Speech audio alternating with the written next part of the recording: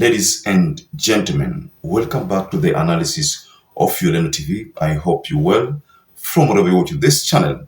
Now, without wasting much time, ladies and gentlemen, I want us to quickly visit a statement from BARINGO Member of Parliament, Makila.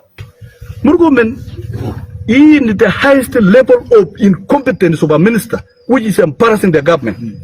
It's embarrassing the government. Yes. It's an embarrassment to a government that we fought for. Yes. Mheshimiwa MURKOMEN, wewe ni aibu ya hii serikali. Yes. You are the problem. You are the problem. Mheshimiwa. Leo wewe ulikuja kupanga raid na wenzako. Kwa sababu kama wewe unachukua askari yote na kuchukua bande ile nyingine NPR, uliwacha raia na nani? And Makila was voted in through UDA, so he is a member of parliament allied to UDA. Reason why I brought in Makila here in this analysis is because he has boldly termed MURKOMEN as very incompetent and even requested that if need be, I think RUTO should just fire MURKOMEN because he is overly incompetent. So let me take you through a statement from Makila. This is what he said. My people in BARINGO North have never wronged anyone. The one causing us problems and disrespecting us now is this incompetent minister of yours. President, we ask you to fire him. So I want us to focus on Makila's statement. Incompetent minister. So before I explore this story further, ladies and gentlemen, kindly support this channel by liking this video to enable YouTube to share it to many people. And also subscribe to this channel if you had not subscribed before. But to our existing subscribers, I want to continue thanking you so much because without you, this channel wouldn't have grown. Incompetent minister. I'm not the one saying so, but Makila, who is a BARINGO Member of Parliament and also a member of UDA, has told William Ruto that you appointed an incompetent minister.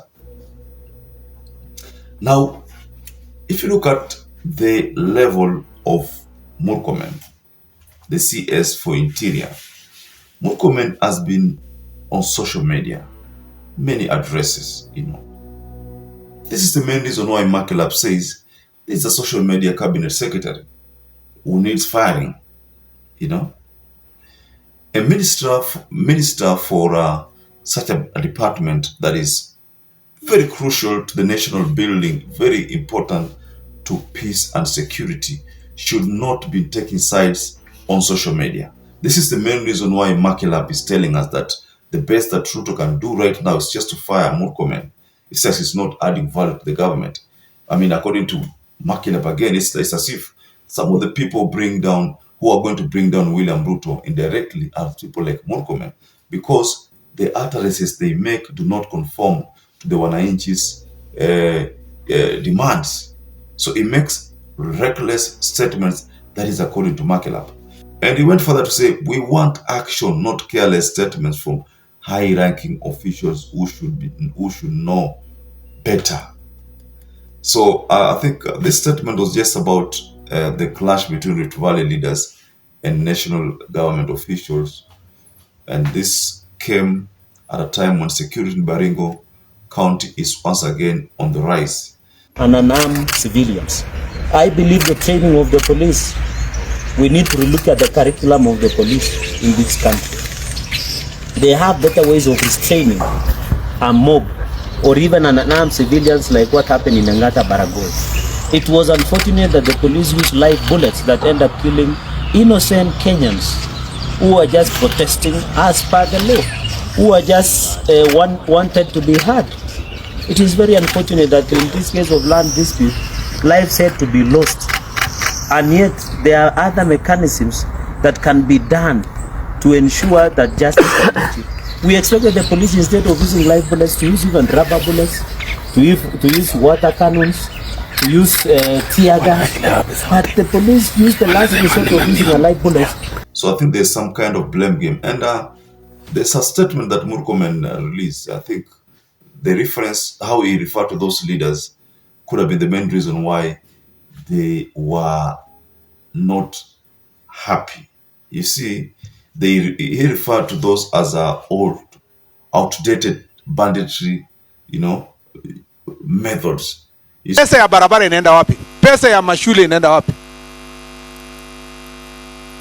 It means insecurity is enriching other people because resources are not being accounted for in that constituency. Na tuambiane ukweli jameni.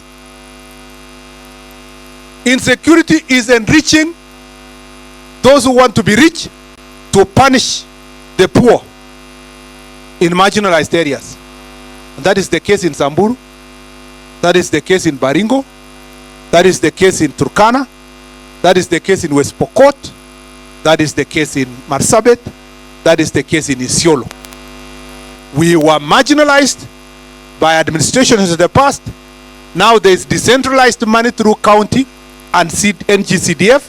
We are now marginalizing ourselves because we are using the same parameters that national administrations in the past marginalized us. We are marginalizing ourselves as community up. See, leaders in the Rift Valley have been accused of owning bandits who attack regions to rain terror. And by raining terror, what they do is that they try to for example, if they find that there's a particular region that people vote for their opponent, so that they are unseated from their positions, whether in parliament, whether as a member of parliament or a senator, what they do, they rain terror in those regions. And when that happens, those people are forced to actually run for their life. So you find that these are people who will not vote easily because they are scared. They are scared of bandits attack during elections. So what happens is that these individuals watakuwa na uregea kwa bunge through unscrupulous means mbaya kama hizo ambazo mtu unasikia amekuwa shot, bandits wameattack area fulani. So this kind of methods do Murkomen referred to as old-fashioned methods. So one thing that I'm very concerned about is that why did Makilap respond with all these agitations? Does it mean that he knows what has always been happening? All these members of parliament in Rift Valley wako na makosa fulani.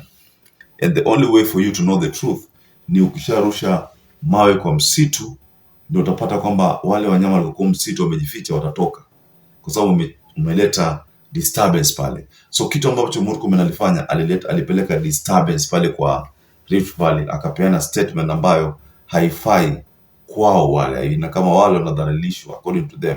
Na ndio maana unapata kama mtu kama Makilap huyu anasema kwamba Murkomen is the most incompetent CS who should have been fired jana by William Samoei Ruto. So, ladies and gentlemen, just go below in the comment section whether you also agree that Murkomen is very incompetent and should be fired. Do you support that? So, until you catch up again, ladies and gentlemen, stay safe and stay blessed.